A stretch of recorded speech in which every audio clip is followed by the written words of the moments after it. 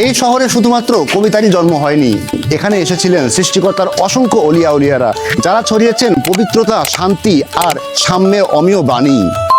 এই শহরে বসেই কবিগুরু রবীন্দ্রনাথ ঠাকুর লিখেছিলেন জীবনের গভীরতম অনুভূতি, আর সেই স্মৃতিস্বরূপ দাঁড়িয়ে আছে এই রবীন্দ্র কুঠিবাড়ি। এই শহরের গল্প বলতে হলে ফিরে যেতে হবে আজ থেকে প্রায় 776 বছর আগে। 1250 খ্রিস্টাব্দে ইসলামের ঐশী বাণী প্রচার করার লক্ষ্যে সুদূর ইয়েমেন থেকে এই বঙ্গপ্রদেশে এসেছিলেন ইয়েমেনের শাহজাদা শাহ মখদুম রহমতুল্লাহ ইয়েমেনি।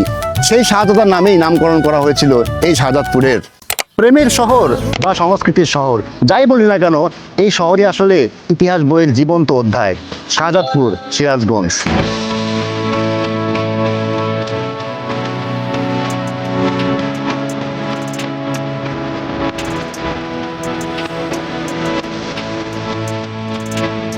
যমুনা আর সিরাজগঞ্জ এটা শুধু একটি জেলা আর নদী না, এটা একটি চিরন্তন প্রেমের অমর গল্প।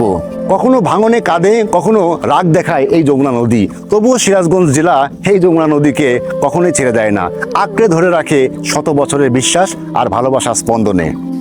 একসময় এই যমুনা নদীর বুক তীরেই ভেসে আসতো শাহজাদপুরের নববধূরা।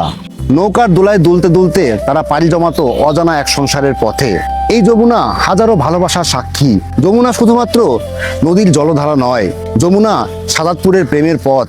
এই প্রেমের পথ ধরেই কত সম্পর্ক জোড়া লেগেছে, কত ভালোবাসা স্নিগ্ধতা পেয়েছে, তার কোনো শেষ নেই। এই যমুনা নদীর সাথে শাহজাদপুরের যে ইতিহাস, ঐতিহ্য, সেটি একেবারে অঙ্গাঙ্গিভাবে জড়িত।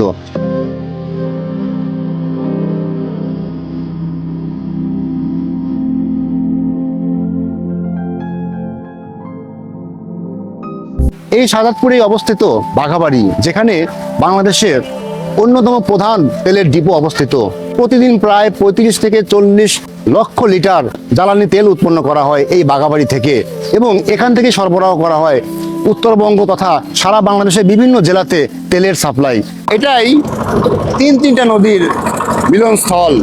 আমাদের পাবনা এবং সিরাজগঞ্জ জেলার যে উল্লেখযোগ্য 3টি নদী আছে, হুরাসাগর, করতোয়া এবং বড়াল নদী, এই 3টি নদীর মিলনস্থলই হচ্ছে এই জায়গাটা স্পেশালি এই জায়গাটা।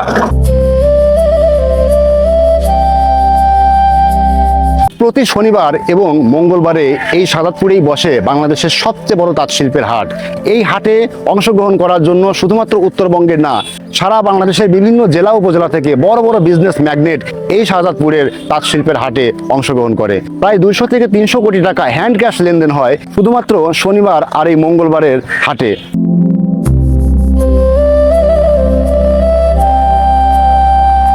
এবং এখানে বসেই কবিগুরু রবীন্দ্রনাথ ঠাকুর লিখেছিলেন জীবনের গভীরতম অনুভূতি এবং প্রেম ভালোবাসা মিশ্রিত কাব্যগুলো, যে কাব্যগুলো এখনো পর্যন্ত বাংলা সাহিত্যে অমর হয়ে দাঁড়িয়ে আছে স্বমহিমায়। এমন একটি ঐতিহ্যবাহী জায়গায়, এমন একটি ইতিহাস বিস্তৃত একটি জায়গায় দাঁড়িয়ে কথা বলতে পারাটাও কিন্তু সত্যি অনেক বড় একটা ভাগ্যের ব্যাপার। আমি পুরা সিরাজগঞ্জ জেলাবাসী এবং শাহজাদপুর উপজেলাবাসীকে প্রাণ ঢালা অভিনন্দন জানাচ্ছি, ভালোবাসা জানাচ্ছি আমার এই ভিডিওটা দেখার জন্য, এবং তাদের যে ইতিহাস সমৃদ্ধ এই উপজেলা সেটাকে আরও অনেক বেশি সমৃদ্ধশালী তারা করবে, অনেক বেশি মাধুর্যময় তারা করবে, সেই প্রত্যয় ব্যক্ত করে ভিডিওটা আজকে আমি এখানেই সমাপ্ত করছি। পরবর্তী কোনো একটা ভিডিওতে দেখা হবে। ভালো থাকেন, সুস্থ থাকেন, নিরাপদে থাকেন। Thank you very much.